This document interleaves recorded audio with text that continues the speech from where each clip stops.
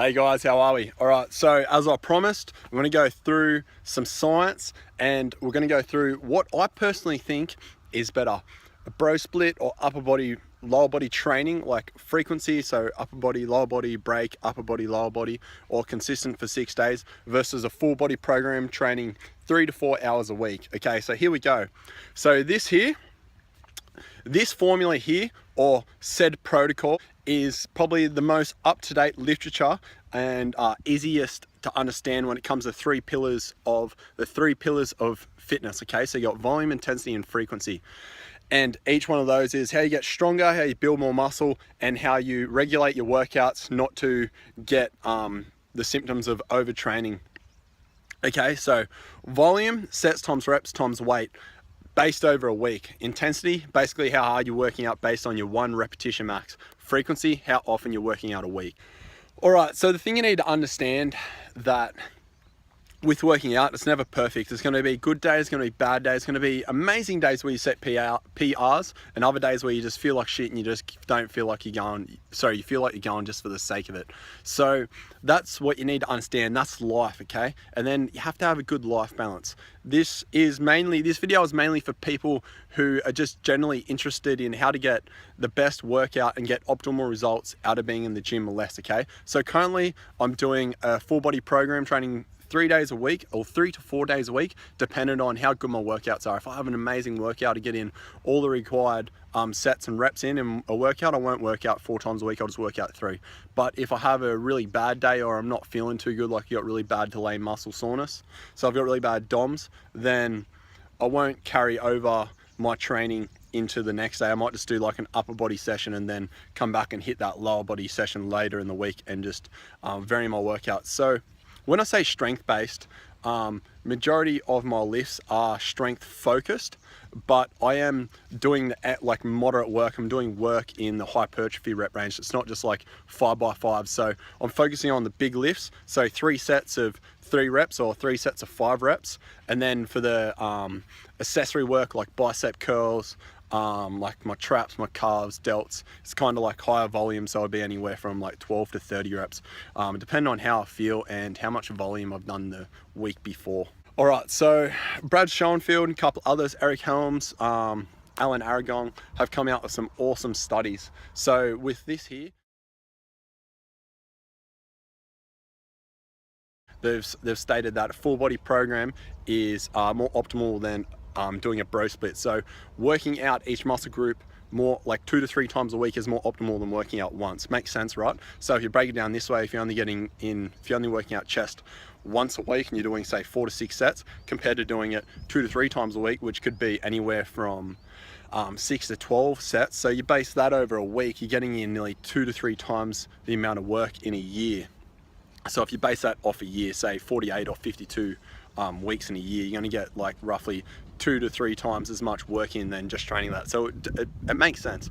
Okay, so one thing I really wanted to highlight with this training is volume wasn't a massive driver so the sets times reps times weight wasn't a massive driver for strength. So you train heavy quite often, so every second day you want to be training heavy to build strength. So given that they've actually clarified this or seen results, shows that people that are relatively strong but are small and lean, strength isn't a massive factor when it comes to muscle hypertrophy. Muscle hypertrophy is directly related to volume. So if you want to get strong, really strong, lift heavy often, okay? But if you want to build some muscle, you need to be working in that moderate rep range as per this study here.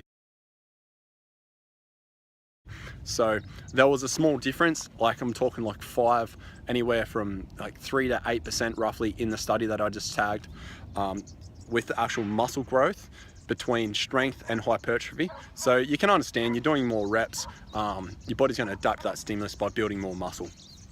But this is an awesome thing. This is what I love, okay? You've got this beautiful thing called periodization. This is how you regulate volume, intensity, and frequency, how you set it up. So periodization would be, say, a legs push-pull program, an upper body, lower body program, or a full body program. And the way you periodize it and the way you slowly increase volume or intensity as weeks, and then you have a deload week, it's basically how you set up a program. So the setup of the program can determine your results. So one beautiful bit I find and love about periodization is concurrent. So training heavy and then training light. So when I say training heavy, then training moderate. So training a strength focused and then training hypertrophy focused. So you have a heavy day, light day, day off, heavy day, light day, 2 days off. You can break that up. You could do 4 days or 6 days in a row and then have 3 days off. Do whatever you want. You fit it around your lifestyle.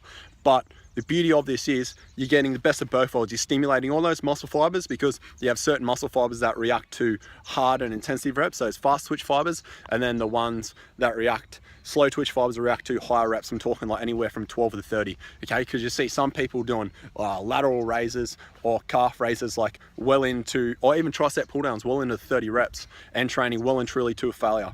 So this is a really good way to increase your strength and increase your muscle mass, okay? So the best, personally, I think the best life balance is to set something up like that. If you're just doing full body, you're only working out say 3 days a week, 3 hours. I can lift heavy quite often, so I might do 4 sets for chest, and then 4 sets on legs, and then 4 sets on back. And with this, I can do 2 sets that are really heavy, say 2 sets of 5 reps, reverse pyramid. This is one beauty of training that I find. You can train heavy in each session, but you're not taxing yourself really bad like you would if you were doing, say, like German volume training, like 10 by 10 just for back squats. So you can do 2 heavy sets, a moderate set, and then the last set you can do a drop set on. So covering all rep ranges, so your body's going to adapt to that stimulus. You're going to get strong, you're going to build some lean muscle. That's what I love about that. So my recommendations are do reverse pyramid training. So every 4 weeks you want to be changing your training cycle. So you might want to go from, say, strength focus to upper body, lower body, or you could go back to full body, or you can just go, say, 4 weeks of strength, 5x5s, and then you can do more like moderate volume training. Because if you just try a 12-week block of strength training, you're gonna, and you don't regulate your volume quite well, your joints are going to be taxed, like psychologically you're going to be taxed, and this can lead into injury. So you need to have deload weeks every 4 to 6 weeks, depending on. So as I said, you want to have deload weeks to let your body recover, because the muscle growth doesn't happen in the gym, it happens outside the gym when you're resting. So the 48 to 72 hours after training is when you actually recover. So the thing with doing strength training and excess volume, if you're doing German volume training, there have been studies that show that there's signs of fatigue, and certain chemicals stay behind and are directly related to delayed muscle soreness. So they measure those markers based on how hard you work out. So people that were doing German volume training, that even had training age of like, say, 3 years, so trained athletes had delayed muscle soreness for like 3 days post doing that. So to say that you can back up, so you can go Monday, Tuesday, Wednesday, Thursday, Friday of just strength training, it's not right, okay? If you've tried to do legs and then do legs the next day, or even 2 days later, man, I'm not gonna lie, it's hard. It is really hard. And you're fatigued if you try to go and back up what you did on the Monday on a Wednesday. If you try to do that in the same muscle group, chances are that you're not gonna be able to do it, and you're way too fatigued to do it.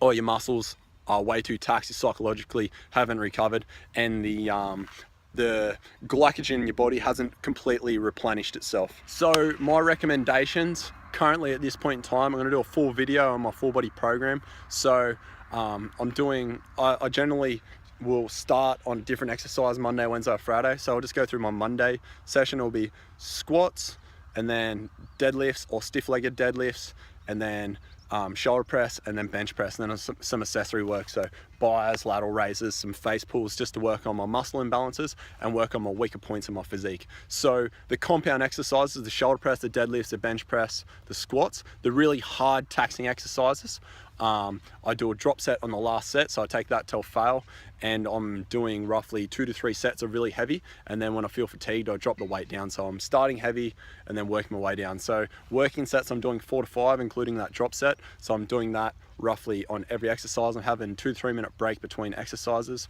and then I just jump back under. So there's some more research that shows that longer rest breaks are better than shorter rest breaks directly for muscle growth, just for the sole fact that you rest a little bit longer, you can get in more sets, and you can probably lift a little bit more weight. So that progressively over a long time is, you're going to substantially lift more weight, or you're going to have more volume, you're going to have more of the reps, you're going to have more of the sets and more weight over a week period. So when you break it down over a week, there's more there. So even though it might only be, say you, on said muscle group, you did say 2 ton, and then you had longer rest breaks the following week after, say maybe 2 to 5 minutes, and you did 2.5 ton, that progressively over a long time is a lot of weight. So that even over a standard mesocycle of 12 weeks, like, and 500 kilos a week is a massive difference. Okay, so you're looking at 6 ton extra over a 12-week period for one muscle group. So obviously your muscles are going to adapt to that. You're going to get stronger. It can't, like, when people break this down, it becomes very mass orientated. So periodization is a lot of accountability and tracking. So you can't just go in the gym and just go, 12 reps here, and then the following week you go a little bit less and punch out 12. Like, it just doesn't, like, that's not optimal training. So basically you can do that when you're a beginner. As you get more advanced, you go from intermediate to advanced, man, you got to be on top of this shit. You got to be tracking it. But one way you can get away with auto regulation and not tracking to, like, writing everything down is just trying to add a little bit of weight each week. So say 1 week on bench press you do 100 kilos, try out 105, do as many reps on you can on that, do as many reps as you can on that, and then maybe do that for 2 or 3 sets and just drop down and try increase the weight. So that's progressive overload. So try and add a little bit of weight each week, and this in itself is substantially going to be more volume if you're trying to get more reps and more intensity. Your body's going to adapt to it after a while, and then you're basically going to build more muscle to that. So going back to the study before with what they said about a full body versus the bro split, obviously because you got more frequency, you're working out each muscle group more often, of course you're going to build more muscle. But when it comes to specifically talking muscle growth, it's directly related to your volume. So the more sets and reps you do, the more muscle you're going to build in theory. Okay, so but you have to be pushing yourself outside of your comfort zone. Personally, my recommendations: shoot for that reverse pyramid training, start heavy, work your way down, and auto regulate your workouts. So if you're doing, say, a full body program like I'm doing, I might do a really heavy session on Monday after I've recovered on the weekend, haven't trained on the weekend, and Wednesday, if I'm not feeling 100%, I'll do maybe an auto regulated workout. So I might do 1 or 2 heavy lifts, like heavy sets, and then I'll move over to more of the moderate rep range, and I'll try to chase a little bit extra volume, because, like, with that, the main goal is just to look fucking good naked, man. So this is for people who want to look good naked. Like, I'm trying to get stronger. I'm trying to get the 2 times my body weight for my squat, my deadlift, my bench press. But, like, I'm not gonna lie, I'm a fair way off. So I'm roughly around that 1.5 to 2 times, but yeah, I'm still a fair way off. So I'll get there eventually. So I've been training for close to 10 years. It mightn't be optimal for a lot of people, but man, I'm happy with my progress. This is my current physique. This is the start of my 12 weeks.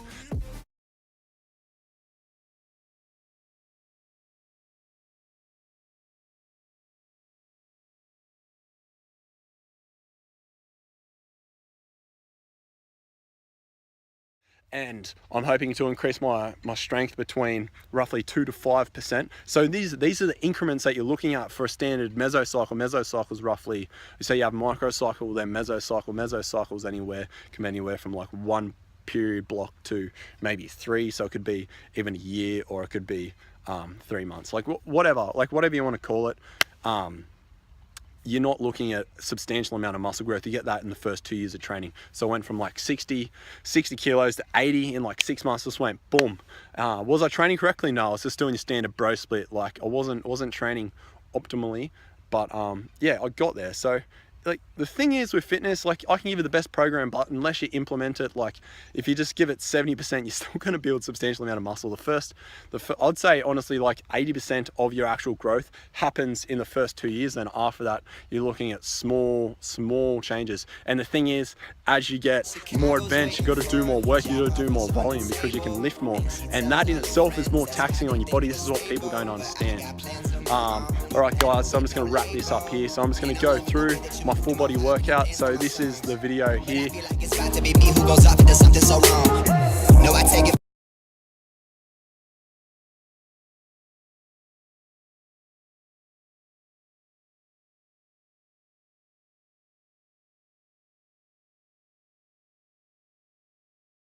just closing all this up, personally, I think full body training and upper body, lower body training is both just as effective as each other. But if you want the perfect life balance and you don't want to be in the gym like anywhere from 6 to 8 hours a week, and you don't want to do 4 to 6 training sessions, you just want to do 3, focus on full body, do a strength day, do a hypertrophy day, do a strength day. So that concurrent periodization, heavy, light, heavy, light. So heavy rep ranges up to like 5 reps from your 1 repetition max. If my max bench press is 100, so 5 reps of that's probably around 80 to 90 kilos. So 80 to 90% of that 1 repetition max on a Monday. And then on a Wednesday, the lighter day, you want to be doing sets and reps of maybe three sets, and then that 8 to 15 rep range. So hypertrophy rep range, I'm specifically talking here. Don't get me wrong, you can do a little bit of strength work, you can do that reverse pyramid, and then move your way down, do more hypertrophy focused stuff. But yeah, just understand that for the best life balance, 3 to 4 hours a week, I'm personally going to say full body. That's what I've found to be the most effective.